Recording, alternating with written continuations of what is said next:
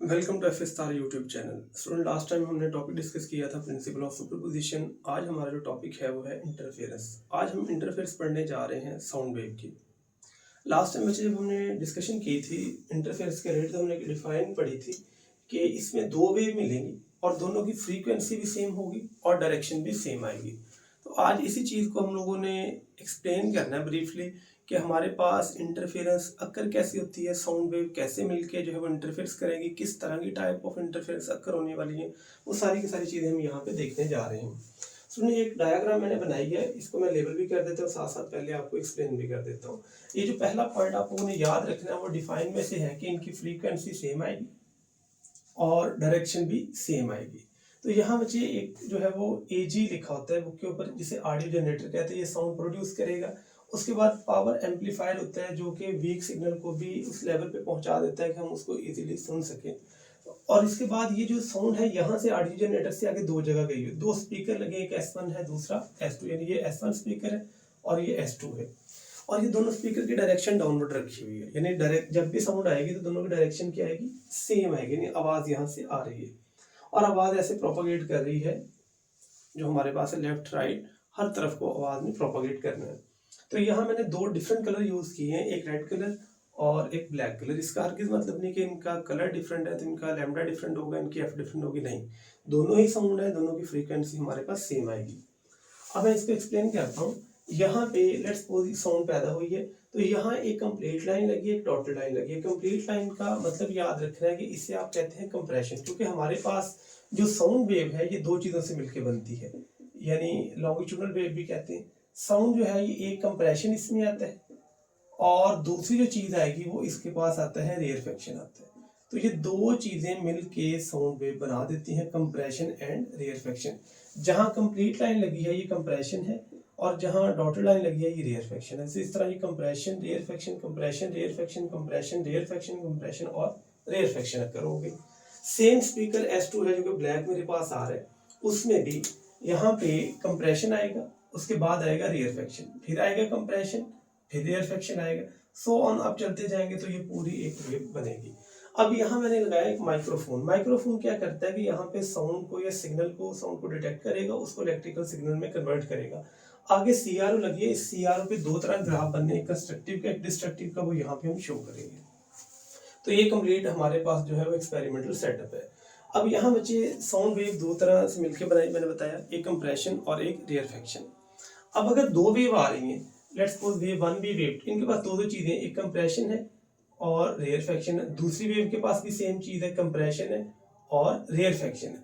अब हमने ये देखना है कि जो नेट रिजल्ट है वो कैसे पैदा होगा। लास्ट टाइम जब हमने पढ़ा था प्रिंसिपल ऑफ सुपरपोजिशन, तो मैंने बताया था अगर सेम सेम चीजें मिलेंगी, यानी कि जैसे क्रस्ट से मिला था, इन फेज बना था और एम्पलीट्यूड बढ़ गया था, उन्होंने एक दूसरे का साथ दिया, उनको बढ़ावा दिया, उनको बढ़ा दिया, तो उसको उसने कहा कंस्ट्रक्टिव। तो यहाँ पे भी सेम चीज अक्कर होगी, कंस्ट्रक्टिव इंटरफेरेंस है। कंस्ट्रक्टिव तब होगा जब स्टूडेंट हमारे पास कंप्रेशन प्लस कंप्रेशन होगा या हमारे पास रेयरफेक्शन प्लस रेयरफेक्शन आएगा। तो ये हमारे पास होता है कंस्ट्रक्टिव इंटरफेरेंस। अब आता है डिस्ट्रक्टिव इंटरफेरेंस। डिस्ट्रक्टिव का मतलब तबाह करना, खत्म करना, कम कर देना, डिक्रीज कर देना। तो इसमें कंप्रेशन जाके मिलेगा रेयरफेक्शन से या रेयरफेक्शन जाके मिलेगा कंप्रेशन से, यानी दो सेम चीजें नहीं, ऑपोजिट चीजें मिलेंगी, आउट फेज बन जाएगा। तो यहाँ जो हमारे पास एम्पलीट्यूड है, सॉरी कंस्ट्रक्टिव में जो एम्पलीट्यूड है वो हम लिखेंगे इंक्रीज, और डिस्ट्रक्टिव में हमारे पास एम्पलीट्यूड जो है वो डिक्रीज में आ जाएगा, क्योंकि यहाँ पे दोनों चीजें मिल ही ऑपोजिट रही। अब ये आवाज आ रही है दो स्पीकर में से, हमें कैसे पता चलेगा कहाँ कंस्ट्रक्टिव है कहाँ डिस्ट्रक्टिव है। तो ये मैंने पूरी डायग्राम बना दी है। इस डायग्राम में हम लोगों ने जो पाथ डिफरेंस कैलकुलेट करना है, दो चीजों का, एक कंस्ट्रक्टिव का एक डिस्ट्रक्टिव का, इसके लिए मैं यहाँ पे ग्रीन कलर से इसकी लेबलिंग करूंगा। सबसे पहले तो मैं आपको ये बता देता हूँ स्टूडेंट कि हम यहाँ पे कोई रैंडम पॉइंट सपोज करने जा रहे हैं। टेक्स्ट बुक के ऊपर इनके पॉइंट डिफरेंट भी हो सकते हैं या गाइड के ऊपर जहाँ से आप पढ़ेंगे।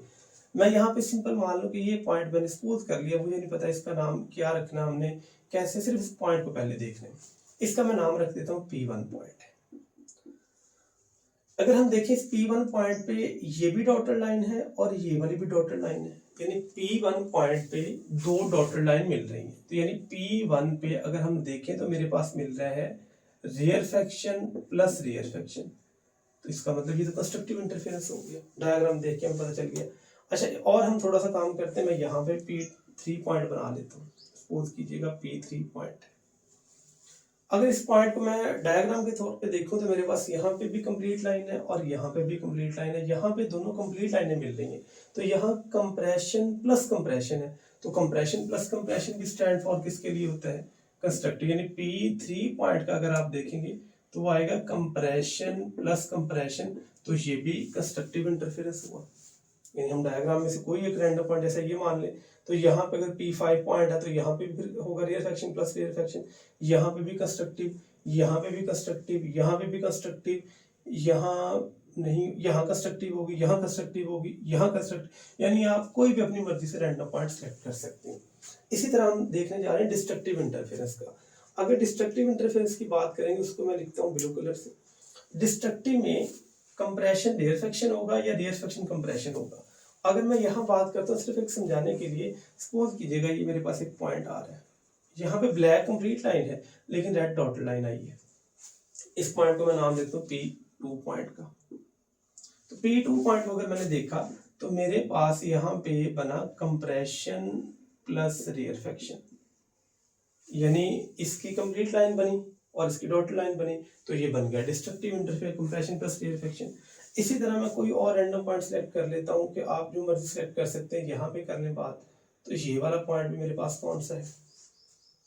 एक कंप्लीटेड लाइन मिली, एक डॉटेड लाइन मिलेगी, तो इसको आप P4 पॉइंट नाम दे दें। तो यहाँ पे भी रेयरफेक्शन प्लस कंप्रेशन हुआ है, तो यानी P4 पॉइंट की अगर आप बात करेंगे तो स्टूडेंट वो भी हमारे पास क्या बनेगा? रेयरफेक्शन प्लस कंप्रेशन, तो डिस्ट्रक्टिव इंटरफेरेंस। इस तरह आप अपनी मर्जी से कोई पॉइंट सेलेक्ट करेंगे, आपको हमेशा जो चीज़ें ना उसके लिहाज से मिलती जाएंगी। यानी कोई भी पॉइंट है वो कंस्ट्रक्टिव डिस्ट्रक्टिव से बाहर, जैसे ये पॉइंट है डिस्ट्रक्टिव, ये पॉइंट है डिस्ट्रक्टिव, ये है destructive, constructive, destructive, constructive, destructive, constructive. तो आप रैंडमली कोई पॉइंट सेलेक्ट करेंगे। अब हमारा जो काम है वो हम लोगों ने फाइंड करना है इनके दरमियान में पाथ डिफरेंस। अगर दो चीज़ें सेम सेम मिलेंगी, जैसे कंप्रेशन कंप्रेशन से, या तो उसमें फ़र्क बिल्कुल भी नहीं होगा, ये पूरी एक वेव का फ़र्क है। जैसे मान लें कि हम लोग जब बात करते हैं कि कंप्रेशन और रेयरफेक्शन है, तो मेरे पास कंप्रेशन और रेयरफेक्शन को मैंने जब डिस्कशन में लेके आना है, तो कंप्रेशन प्लस रेयरफेक्शन या रेयरफेक्शन प्लस रेयरफेक्शन या कंप्रेशन प्लस रेयरफेक्शन या रेयरफेक्शन प्लस कंप्रेशन, तो या ही कंस्ट्रक्टिव में निकलेगा या डिस्ट्रक्टिव में, इसके अलावा कोई कैटेगरी नहीं बनेगी। अब यहाँ हम लोगों ने निकालना है पाथ डिफरेंस, वो समझ लीजिएगा क्या।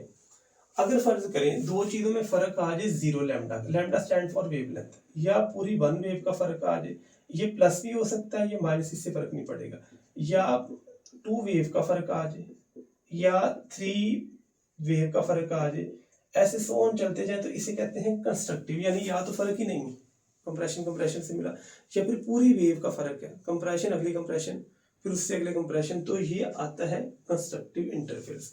जब डिस्ट्रक्टिव आएगा तो आधी वेव का फर्क, यानी कंप्रेशन जाके रेयरफेक्शन से मिलेगा, तो ऊपर कंप्रेशन चल रहा है नीचे रेयरफेक्शन है, तो आधी वेव का फर्क है, तो यहाँ पे आएगा या हाफ का फर्क 1/2 लैम्डा का, इसको भी प्लस माइनस कह सकते हैं, इससे फर्क नहीं पड़ेगा, या प्लस माइनस 3/2 लैम्डा यानी ऑड मल्टीप्लाई, या प्लस माइनस 5/2 लैम्डा का फर्क आएगा, एंड सो ऑन चलते जाएंगे, तो ये डिस्ट्रक्टिव इंटरफेरेंस है। अब हमने ये कैलकुलेट करना है कि क्या वाकई ही इन दो पॉइंट में इतने का फर्क आ रहा है। जैसे मान लें मैं यहाँ पे अभी जो कैलकुलेशन करने जा रहा हूँ पॉइंट P3 पॉइंट की है, तो यहाँ जो फर्क आता है ना उसको आप लोग कहते हैं स्टूडेंट डेल्टा एस के बराबर। अब डेल्टा एस जो है ना वो पाथ डिफरेंस है। अगर मैं देखूँ P3 की वाला पॉइंट है मेरे पास, P3 की जो हम लोगों ने वैल्यू कैलकुलेट करनी है, तो मेरे पास P3 का पॉइंट जो है ना उसका फासला S2 से भी देखा जाएगा और S1 से भी आपकी मर्जी है कि आप S1 P3 में से माइनस करें या S2 P3 में से। तो ये मैं मार्क कर देता हूँ, एक यहाँ पे ये है S1 P3 और ये है S2 और P3, तो मैं यहाँ पे लिखूंगा delta S S1 P3 minus S2 और P3, ऐसे पाथ डिफरेंस निकाला जाता है। नीचे वाली इक्वेशन भी हम ऐसे लिखेंगे। अब सबसे पहले कैलकुलेशन करनी है, ये बड़ी अहम बात याद रखनी कि अगर आप कंप्रेशन से कंप्रेशन जा रहे हैं, जैसे फर्ज करें कंप्रेशन है उससे अगले कंप्रेशन जा रहे हैं, तो एक वेव मुकम्मल होगी, इसको कहते हैं 1 लैम्डा। जैसे फर्ज कीजिएगा ये कंप्रेशन है, इससे अगले कंप्रेशन जाना है तो पूरी एक वेव, फिर कंप्रेशन से कंप्रेशन 2 वेव, फिर कंप्रेशन 3 वेव, 4 वेव, तो इसको कहते हैं लैम्डा। अगर आप जाएं कंप्रेशन से रेयरफेक्शन, इसको कहते हैं हाफ वेव 1/2 लैम्डा। यानी मैं कहता हूँ मैं कंप्रेशन से सिर्फ रेयरफेक्शन किया, जैसे फर्ज कीजिएगा ये मेरे पास है कंप्रेशन और ये रेयरफेक्शन, तो इसमें होगा λ/2, लेकिन कंप्रेशन से कंप्रेशन लैम्डा, फिर कंप्रेशन से कंप्रेशन लैम्डा, और यहाँ से यहाँ जाएंगे तो बनेगा 2 लैम्डा। तो इस तरह ये पार्ट याद रखना है।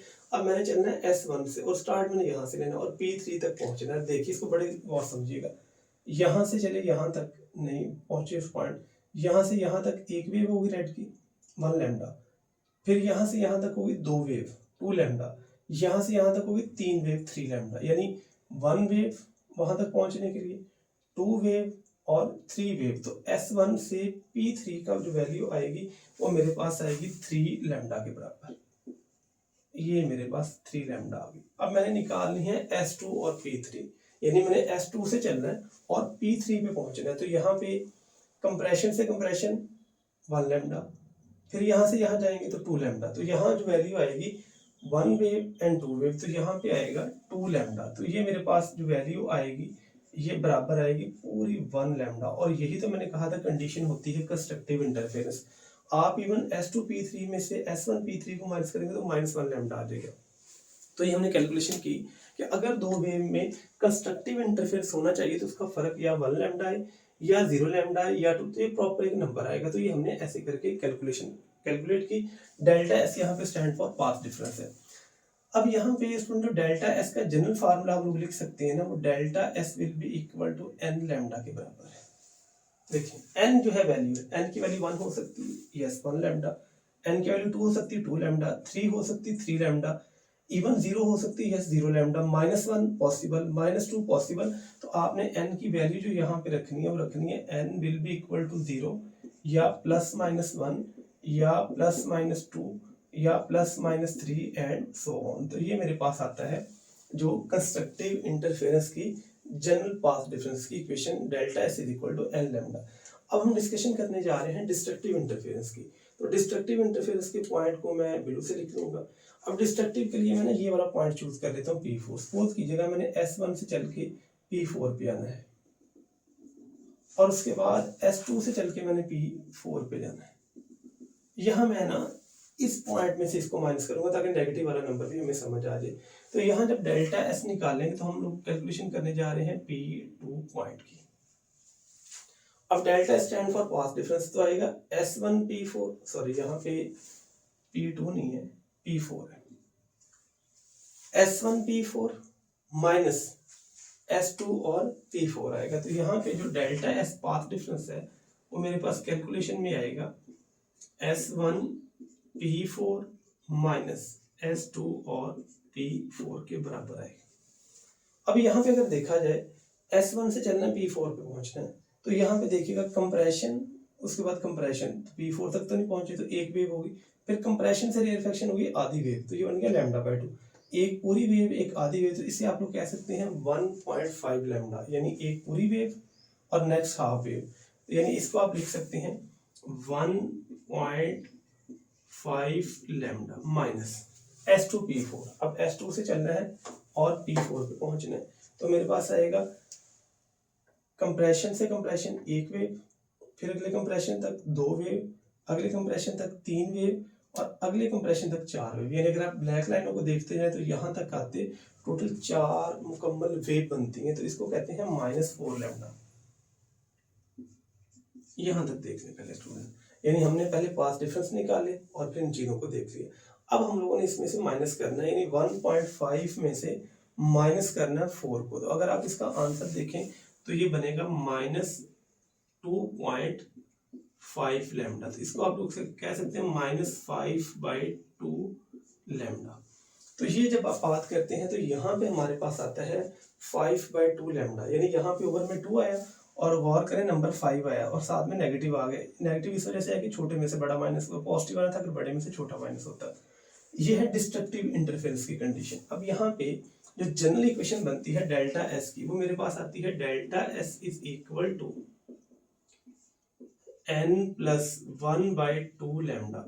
अगर मैं इसका 2 एलसीएम ले लूँ तो ये बनेगा 2n+1 इंटू लैम्डा बाई 2 है। तो ये डिस्ट्रक्टिव इंटरफेरेंस की कंडीशन मेरे पास आ जाती है। अब यहाँ याद ये रखिएगा कि अगर लैम्डा का एक इंटीजर मल्टीपल आ रहा है, 0 आ रहा है, 1 आ रहा है, 2, तो यानी अगर लैम्डा का इंटीजर मल्टीपल आ जाए तो ये होता है मेरे पास कंस्ट्रक्टिव इंटरफेरेंस, यानी इंटीजर यानी 0, 1, 2, 3।